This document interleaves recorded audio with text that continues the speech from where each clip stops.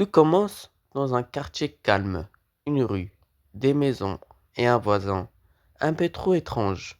Tu joues un enfant qui remarque que Monsieur Peterson, ton voisin, agit de manière inquiétante. La nuit, il déplace des objets lourds, barricade ses fenêtres et surtout, il garde son sous-sol fermé à double tour. La curiosité prend le dessus. Il faut savoir ce qu'il cache. C'est pour ça, bienvenue dans ma toute nouvelle vidéo sur l'histoire de Hello Neighbor.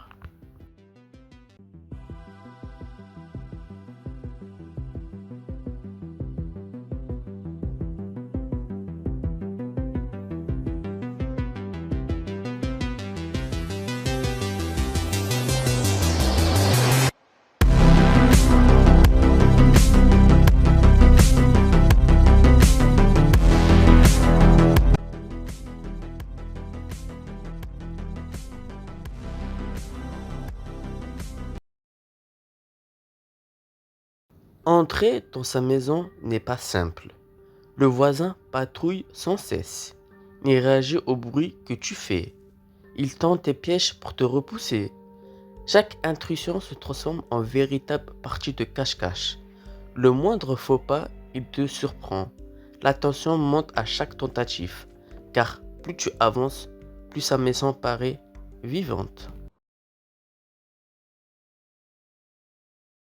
Après de multiples essais, tu réussis enfin à ouvrir la porte du sous-sol. Mais ce que tu trouves n'est pas une simple cave. C'est un labyrinthe étrange, rempli de couloirs, de pièces vides et verrouillées, avec des traces laissant penser que quelqu'un a été enfermé. Le jeu bascule. Tu n'explores plus une maison, mais une sorte de cauchemar. La frontière entre réalité et imagination devient floue. Avec le jeu Hello Neighbor Hide and Seek, on découvre enfin son passé.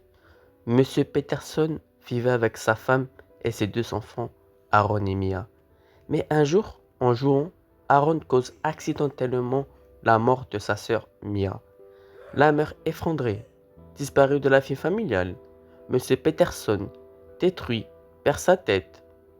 Il enferme alors Aaron par peur de le perdre lui aussi et se remplit dans sa maison qu'il transforme en prison et en labyrinthe. La maison est plus qu'un simple décor. Elle reflète l'esprit de Monsieur Peterson. Les portes fermées est égal ses secrets. Les pièges et les caméras est égal sa paranoïa. Le sous-sol est égal sa douleur et ses souvenirs qu'il veut cacher. Ce n'est pas un monstre que tu affrontes, mais un homme détruit, obsédé par son passé et incapable de tourner la page.